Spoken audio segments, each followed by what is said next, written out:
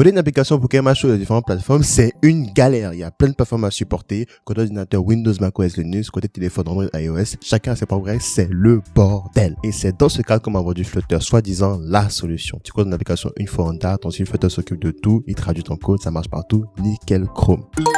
Sauf que c'est pas si simple que ça. Supporter différentes plateformes, c'est plus que juste traduire le code. Et c'est ce que je vais vous montrer aujourd'hui. Quels sont les différents problèmes que j'ai rencontrés et comment je m'en suis occupé pour qu'une application de météo fonctionne partout. Sauf une cas, j'aime pas les pingouins.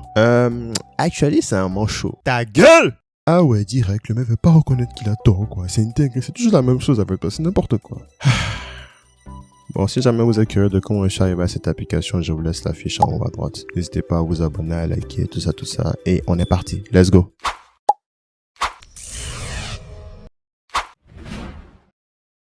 Première galère, l'écran. Oui, l'écran. Bah, t'as qu'à être toi-même en train de dire un téléphone, c'est pas la même chose. Et les zones les plus flagrantes de ça, c'est avec un site web. Vous êtes sûrement déjà tombé sur des sites où vous les regardez sur ordinateur, tout va bien, mais une fois sur mobile, c'est la merde totale. Oh my god, bro. Oh, hell no, man. What the fuck, man? Et c'est ce qu'on va chercher à éviter en réfléchissant nos composants pour qu'ils supportent plusieurs tailles. On va s'occuper de la police en particulier, la taille pour que le test soit lisible partout. Un test plus petit sur petit écran et plus grand sur grand écran. Je vais vous montrer rapidement comment je vais gérer ça. Pour ceux qui sont suivis, on a fait des variables pour contenir les polices et utiliser, sauf qu'on n'utilisait que c'est pour mobile car on supportait qu'Android à la base. Mais maintenant, on va faire une fonction qui va retourner la bonne police à partir de la largeur de l'écran. Je vais juste me baser sur 1024 pixels pour savoir si l'écran est large ou pas. Ensuite, il ne restera plus qu'à utiliser cette fonction partout où on en aura besoin, en fournissant la largeur de l'écran. Et comment obtenir ces informations, me demandera-t-on? Pour ça, il faut qu'on se serve de la classe MediaQuery, qui est une classe qui nous permet d'obtenir la taille de la fenêtre de notre application. Et maintenant, voyons voir le petit résultat.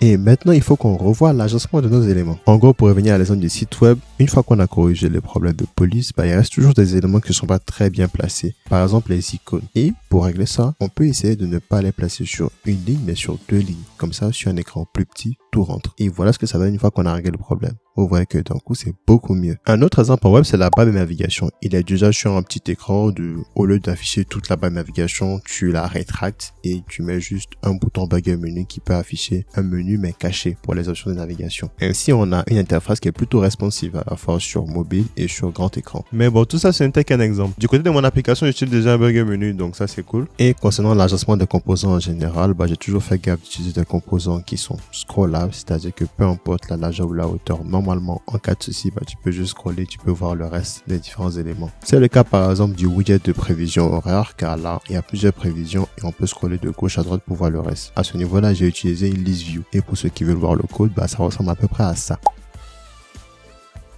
Et pour la page d'accueil, j'ai utilisé Custom Scroll View. Vu qu'il est possible qu'on ajoute d'autres éléments dans le futur, comme ça tu peux juste scroller vers le bas pour voir le reste. Sans ça, les éléments vont dépasser et les utilisateurs ne pourront pas voir le reste. Voici le résultat sans utiliser un scroll view. Et voici le résultat avec. Là, bien sûr, j'ai utilisé la version ordinateur, comme ça c'est plus facile de modifier la hauteur de la fenêtre, mais vous voyez l'idée. Si sur mobile la hauteur n'est pas énorme et que vos composants s'empilent et dépassent,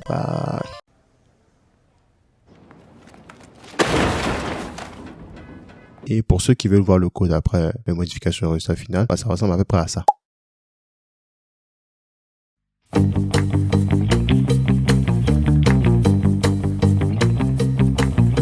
Mais c'est pas encore fini. Il faut aussi prendre en compte la façon d'interagir de chaque plateforme. Encore une fois, prenons un ordinateur et un mobile. Sur smartphone, tu es censé utiliser un écran tactile. Donc, tu bouges avec tes doigts sur l'écran pour interagir avec l'interface. Mais sur ordinateur, tu es censé utiliser un clavier et une souris. Et mine de rien, ça nous pousse déjà à réfléchir notre interface pour faire en sorte que ça soit agréable dans les deux positions. Notre élément de prévision horaire, par exemple, on peut le faire bouger, mais uniquement sur un écran tactile. Avec une souris, ça marche pas. C'est qui est quand même fort embêtant pour quelqu'un qui a fait une application sur ordinateur. Donc, il faut qu'on règle ça. Et pour ça, voilà ce qu'on va devoir faire. On va ajouter une barre que l'utilisateur pourra déplacer avec sa souris pour scroller. En bonus, on aura des boutons qui vont permettre de faire exactement la même chose. Mais juste, tu appuies à gauche, ça bouge à gauche. Tu appuies à droite, ça bouge à droite. Et avec ça, voici sous vos yeux le résultat final.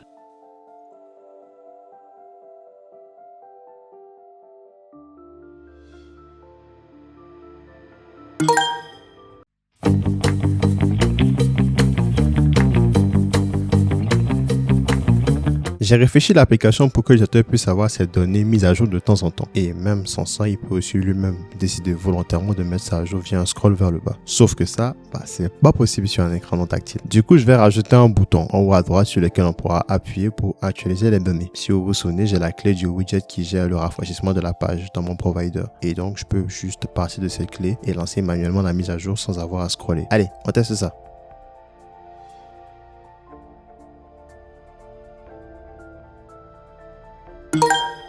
D'ailleurs, j'en profite, précision importante, mais ces changements-là, ils sont uniquement accessibles sur web et desktop.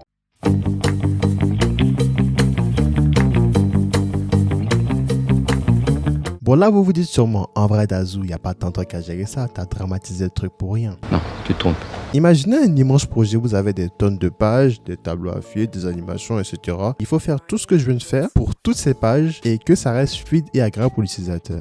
C'est compliqué, mais c'est compliqué. Vous croyez pas qu'on a autre chose à foutre? Et encore, je n'ai pas parlé des packages Flutter. Pour ceux qui ne savent pas, des packages, c'est du code fait par d'autres développeurs que tu rajoutes dans ton projet pour acheter des fonctionnalités. Et le problème avec ça, c'est qu'il faut se poser la question de « Attends, mais est-ce que les autres développeurs, ils ont pensé à supporter toutes les plateformes ?» Ah oui, non, mais c'est sûr, dans mon plan, il y a un moment où vous êtes efficace. Ah. Non, mais j'admets, c'est la partie osée, le paramètre hasardeux, vous voyez? Et même si c'est le cas, très souvent, ils vous demanderont d'effectuer certaines configurations. C'était par exemple mon cas avec le package Geolocator. J'ai dû configurer des trucs pour que ça puisse marcher un peu partout. Et je vous le dis, c'était pas de la tâche. J'ai passé des heures là-dessus. Il y avait des soucis avec ma version de Flutter. J'ai dû aller fouiller dans les issues. Il y avait un souci par-ci, par-là.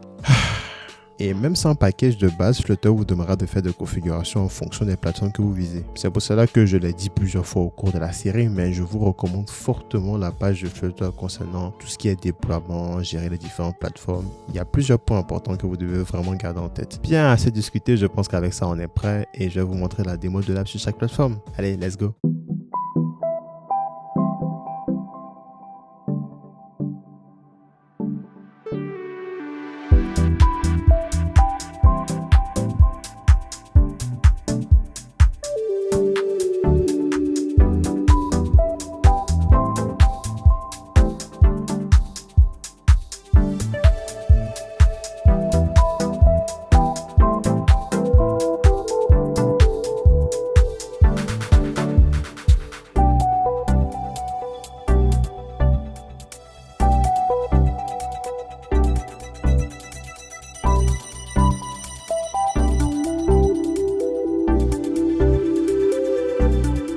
Je vous remercie d'avoir suivi cette vidéo jusqu'ici. Encore une fois, n'hésitez pas à liker, vous abonner, à partager, ça nous ferait très plaisir. On a un channel WhatsApp où on partage les insights de la chaîne, si jamais ça vous intéresse. Aussi, l'application elle est disponible sur le repo GitHub. J'aurai sûrement mis les autres exécutables pour les différentes plateformes. Et la prochaine fois, on va commencer la phase de déploiement sur les différents stores. Et là, je vais vous le demander comme ça, mais franchement, les gars, n'hésitez pas à faire de retour. Nous, ça nous aide énormément de vous lire, voir les différents commentaires et ainsi savoir que, ok, ça on a bien fait, ça on a mal fait, on va améliorer ça. Au moins, comme ça, on est sûr que vous apprenez des trucs et que l'information passe de façon fluide en fait. Et c'est tout ce qu'on souhaite vraiment. Et c'est pour ça que je fais cette expérience par exemple. Et aussi parce que ça me fait kiffer de découvrir des trucs.